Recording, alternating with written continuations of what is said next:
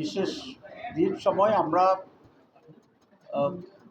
দুই দল দীর্ঘ সময় ধরে বর্তমান পরিস্থিতি এবং অন্যান্য বিষয়ে আলোচনা করেছি। আলোচনায় কয়েকটি বিষয় আমাদের সামনে আসছে। এক হচ্ছে সার্বিক বাংলাদেশের পরিস্থিতি, আমাদের ঐক্যমত্য কমিশনের যে সমস্ত বিষয় আলোচনা হচ্ছে সেগুলো, এবং আমরা যে পিআর সিস্টেমের কথা বলেছিলাম সেই প্রপোর্শনাল রিপ্রেজেন্টেশনের ব্যাপারে আমরা কথা বলেছি, এবং স্থানীয় সরকার যে নির্বাচন জাতীয় সরকারের আগে সেই নির্বাচনটি সম্পন্ন হওয়ার ব্যাপারে আমরা কথা বলেছি, এবং এই সকল বিষয়ে আমরা দুই দল ঐক্যমত্য পোষণ করেছি, এবং সামনের দিনগুলোতে কিভাবে এইসব কিছু অর্জন করা যায় সমস্ত কৌশলগত বিষয়ে আমাদের মাথায় মত বিনিময় হয়েছে। আমরা এই বিষয়ে একমত হয়েছি যে এই আলোচনা সামনে অব্যাহত থাকবে, এবং যে সমস্ত বিষয়ে দুটি দলে ঐক্যমত্য পোষণ করেছি সেগুলো অর্জনের জন্য যে সমস্ত কৌশল এবং কর্মসূচি নেওয়া দরকার আমরা গ্রাজুয়ালি সে সমস্ত কর্মসূচি গ্রহণ করব, এবং এই আলোচনাকে অব্যাহত রেখে যাতে করে আমরা একটা সফল এন্ডিংয়ে যেতে পারি সেই ব্যাপারে আমরা ঐক্যবদ্ধভাবে কাজ করব।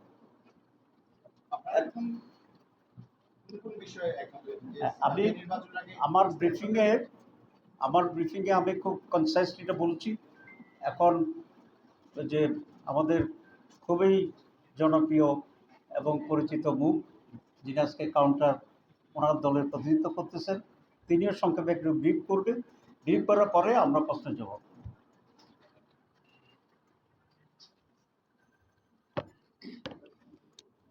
বিসমিল্লাহির রহমানির রহিম। ইতিমধ্যে আপনারা শুনেছেন যে বাংলাদেশ জামায়াত ইসলামীর সাথে গণ অধিকার পরিষদের একটি প্রতিনিধি দল আমরা দেশের চলমান পরিস্থিতি নিয়ে আলোচনা করেছি, এবং স্বাভাবিকভাবেই এখন সকলের কনসার্ন যে রাষ্ট্র সংস্কারের বিষয়টি এবং জুলাই সনদ ঘোষণার বিষয়টি। ইতিমধ্যে আপনারা শুনেছেন ঐক্যমত্য কমিশন থেকে শুরু করে বিভিন্ন বক্তব্যে জাতীয় নির্বাচনের আগে বর্তমান প্রেক্ষাপটে স্থানীয় নির্বাচন এবং জাতীয় নির্বাচনে পিআর পদ্ধতি নিয়ে জামায়াত ইসলামী সহ গণ অধিকার বেশ কয়েকটি দল এই বিষয়ে অনেক দিন ধরেই কথা বলে আসছে। এই বিষয়টি নিয়ে আমরা আবারও আলোচনা করেছি, যেহেতু ঐক্যমত্যের কমিশনে আমরা দেখতে পাচ্ছি যে এখনো এটা নিয়ে কিছুটা দ্বিধাদ্বন্দ্ব কিংবা কিছুটা দ্বিমত রয়েছে, সেক্ষেত্রে আমাদের আলোচনাগুলো আমরা করেছি।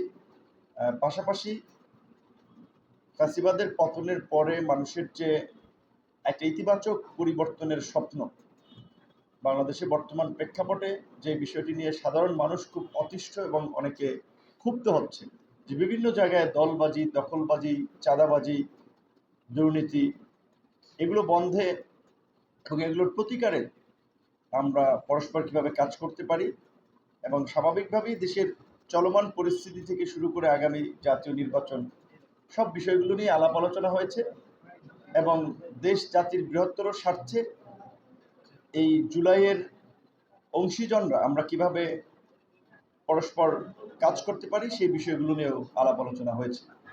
ধন্যবাদ। জি, প্রশ্ন যদি দু একটা করা যায়, বেশি না, তার দাগ তো অনেক হয়ে গেছে। দু একটা প্রশ্ন যদি আপনার করতে চান। জাতীয় নির্বাচনে পিআর পদ্ধতি নিয়ে কি আমরা এক জায়গায় এসে পৌঁছেছি কিনা একটা বিষয় একটু বলে রাখি যে আজকে প্রধান নির্বাচন কমিশনার কথা বলেছেন যে তারা জাতীয় নির্বাচন নিয়ে ভাবছেন, স্থানীয় সরকার নির্বাচন নিয়ে ভাবছেন। এই বিষয়টাকে আপনারা আসলে কিভাবে দেখছেন, যেহেতু আপনারা এই ব্রিফিংয়ের পরেই বৈঠক? জি, আমরা আগামী নির্বাচনে পিআর পদ্ধতির ব্যাপারে আমরা একমত হয়েছি, আমরা দুই দলে একমত হয়েছি, এবং সেটা অর্জনের জন্য আমরা সামনে আরও ভূমিকা রাখব। এটা নির্বাচন কমিশনের বক্তব্য, কিন্তু আমরা মনে করি এবং দেশবাসীর অধিকাংশ মানুষই এটা আশা করে যে আমাদের স্থানীয় নির্বাচনটি আগে হবে, কারণ মানুষ অনেক সাফার করতেছে, তাদের সাফারিং দূর হওয়া উচিত। 2 নম্বর, আমরা যে কেয়ারটেকার সরকারের যে আলোচনাটি হচ্ছে এবং যেটাতে আমরা ঐক্যমত্য আছি, সেখানে এটাও আছে যে স্থানীয় সরকার নির্বাচন এবং জাতীয় নির্বাচন কেয়ারটেকার সরকারের অধীনেই হতে হবে। যদি সেটা হয় তো তাহলে অবশ্যই জাতীয় নির্বাচনের আগেই কেয়ারটেকার স্থানীয় নির্বাচন হইতে হবে, এবং হওয়ার পরে একই কেয়ারটেকার সরকার অধীনে জাতীয় নির্বাচনটি হবে। সেটা সিইসি বলছে যে গভর্নমেন্ট চাইলে আমরা দুই নম্বর হচ্ছে যে সিএসসি যেটা বলেছেন, আমি এখন বললাম যে যদি গভর্নমেন্ট চায় তাহলে তারা জাতীয় নির্বাচনের আগেই স্থানীয় নির্বাচন করতে তারা সক্ষম আছে এবং সেটা করতে পারে। সুতরাং সরকারের কাছে আমাদের এই স্পষ্ট বক্তব্য এবং দাবি, অধিকাংশ মানুষকে রিপ্রেজেন্ট করে যে দলগুলো তারা সম্মিলিতভাবে এখন পিআরের পক্ষে। সুতরাং এটাকে কনসিডার করে আমি মনে করি সরকার আগামী নির্বাচন পিআরের মাধ্যমে করবেন, এটা আমরা আশা করি। এবং না হলে সেটা আদায় করার জন্য আমরা কনস্ট্রাকটিভলি আমরা প্রচেষ্টা চালিয়ে যাব ইনশাআল্লাহ। জি, আর তো প্রশ্ন নাই, মৌলিক প্রশ্ন তো একটা দুইটাই। ওকে, থ্যাংক ইউ। আইনের ভিতরে এই গণ অধিকার পরিষদ এবং বাংলাদেশ জামায়াতে ইসলামীর ভিতরে কোনো আগামী নির্বাচনে একসাথে হওয়ার কোনো আলোচনা হয়েছে কিনা? হ্যাঁ, সেটাও তো একটা ইম্পর্টেন্ট আলোচনা আমরা করছি। আমরা গণ অধিকার পরিষদে করছি, আমরা অন্যান্য আরও অনেক দলের সাথে করছি। এটা আলোচনা অব্যাহত আছে। ইসলামিক দলগুলোর সাথে আমরা বারবারই আলোচনা করেছি। আমরা মনে করি পিআর পদ্ধতি এবং স্থানীয় সরকার নির্বাচন আর জাতীয় নির্বাচনে জুলাই চেতনাকে ধারণ করে প্রকৃতপক্ষে এই সেন্টিমেন্টের মেজাজের যারা আছে সকলে মিলে আমরা একটা বৃহত্তর ঐক্য করতে সক্ষম হব এবং সেই ঐক্যবদ্ধভাবেই আমরা আগামী নির্বাচনে অংশগ্রহণ করব, লড়াই করব ইনশাআল্লাহ। একটা কথা হচ্ছে যে দেখেন, আমাদের শাসনতান্ত্রিক ব্যবস্থায় ত্রুটি এবং জটিলতা রয়েছে বিধেই কিন্তু আজকে এই 16 বছরে আমরা ফ্যাসিবাদ দেখেছি এবং এর পরিবর্তনের জন্য আমরা আলাপ আলোচনা করছি। জাতীয় ঐক্যমত্য কমিশন গঠিত হয়েছে। সুতরাং আমাদের বিদ্যমান ইলেকশনের পরিবর্তে এখন যে নতুন পদ্ধতি নিয়ে ভাবা হচ্ছে, সেখানে বেশিরভাগ রাজনৈতিক দলই একমত। সেইখানে নির্বাচন কমিশন যদি এ ধরনের কথা বলে থাকে যে তারা এই মুহূর্তে জাতীয় নির্বাচনে ভাবছে, এই ধরনের কথা কিন্তু তারা বলতে পারে না, কারণ আলোচনাটা হচ্ছে অনগোয়িং। ঐক্যমত্য কমিশন থেকে সিদ্ধান্ত হবে যে আগামী নির্বাচনটা পিআর হবে নাকি বিদ্যমান সিস্টেমে হবে। ট্র্যাডিশনাল এখানে পিআরের জায়গায় দুটো আলোচনা হচ্ছে, যে ধরেন সমগ্র নির্বাচন পিআর হবে নাকি এই জাতীয় ঐক্যমত্য কমিশনের প্রস্তাবিত উচ্চ কক্ষ নিম্ন কক্ষের একটি কক্ষে পিআর হবে। সুতরাং এই বিষয়ে সুরাহা হওয়ার আগে নির্বাচন কমিশন এই বিষয়ে মন্তব্য করা থেকে বিরত থাকাটাই সমীচীন হবে, কারণ তিনি এই ধরনের মন্তব্য করলে তার প্রতি মানুষের অনাস্থা তৈরি হতে পারে। কারণ গত 1 বছর ধরে জাতীয় স্থানীয় সরকারের জনপ্রতিনিধি নাই, যার ফলে মানুষ একটা চরম ভোগান্তির শিকার হচ্ছে।